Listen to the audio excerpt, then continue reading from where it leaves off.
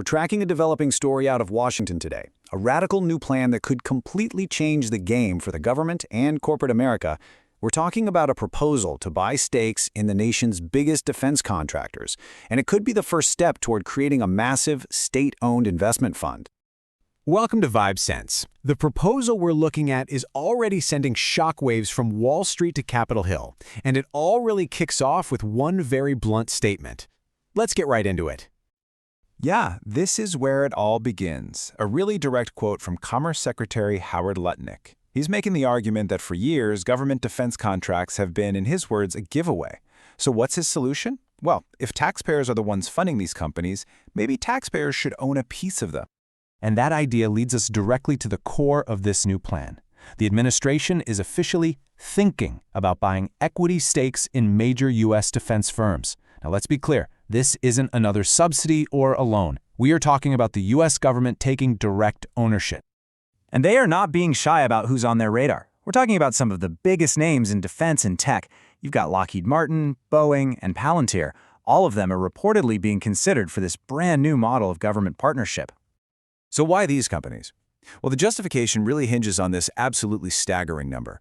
For a company like Lockheed Martin, get this, somewhere between 73 and 97% of its entire revenue comes from U.S. government contracts. So the administration's logic is pretty straightforward. If a company is almost completely dependent on public funds, why shouldn't the public get a return on that investment? Now, you might think a plan like this would spook investors, right? But what happened was the complete opposite. After the announcement, Lockheed's stock actually ticked up nearly 2%, and the whole defense sector saw a nice little bump. It looks like Wall Street is betting that direct government ownership means stable, guaranteed money. Okay, so here's the crucial part to understand. This proposal for the defense industry isn't happening in a vacuum. It's actually just the first piece of a much larger and way more ambitious economic strategy, the creation of a U.S. sovereign wealth fund. So, for anyone who's not familiar, what in the world is a sovereign wealth fund? Well, you can think of it like a giant investment portfolio, but for the entire country. It's a state-owned fund that uses national assets to invest in everything from stocks and bonds to real estate, all with the goal of generating more wealth for the nation.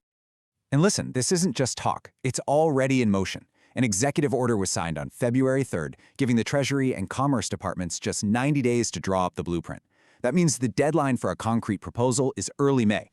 So yeah, things are moving very, very quickly. The potential scale here is just mind-boggling.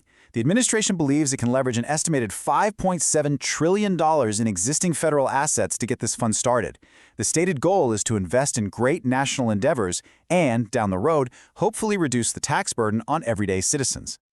But a huge economic pivot like this doesn't just come out of nowhere. Turns out, a recent deal made in the tech sector actually, and kind of quietly, laid the groundwork for this entire strategy. And that deal basically shows us the playbook they're using. Using funds from the CHIPS Act, the government has already acquired a 10% stake in the semiconductor giant Intel. This move created the template. It proved that direct government ownership in major U.S. companies is no longer just a theory. It's already a reality. So what we're witnessing here is a fundamental break from decades of American economic policy. For nearly 40 years, the consensus, the Reagan-era policy, has been all about free markets and limited government intervention. This new proposal is a complete U-turn. It's a shift toward a state-led industrial policy, one where national security goals and direct financial investment become two sides of the same coin. And as you can imagine, a shift this dramatic is sparking a fierce debate. Politicians, economists, you name it, they're all weighing in on the potential rewards versus some very significant risks to the future of the American economy. So let's break down the arguments. The supporters say this will create value for taxpayers and align corporate goals with national security. But the critics are raising some major red flags. They're worried about political interference in business, distorting the free market, and maybe even stifling the very innovation that makes these companies successful to begin with. And these aren't just fringe concerns. You've got prominent economists like Tyler Cowen and Lawrence Summers who have already weighed in, calling the proposal problematic at best. They're pointing to examples around the world where sovereign wealth funds have underperformed because of political meddling, and they're warning the U.S. could fall into the exact same trap. So it really all comes down to this fundamental question. Is this a brilliant strategic investment to secure America's future, or is it a dangerous first step towards state capitalism? The answer could define the American economy for decades to come. Thanks for watching VibeSense.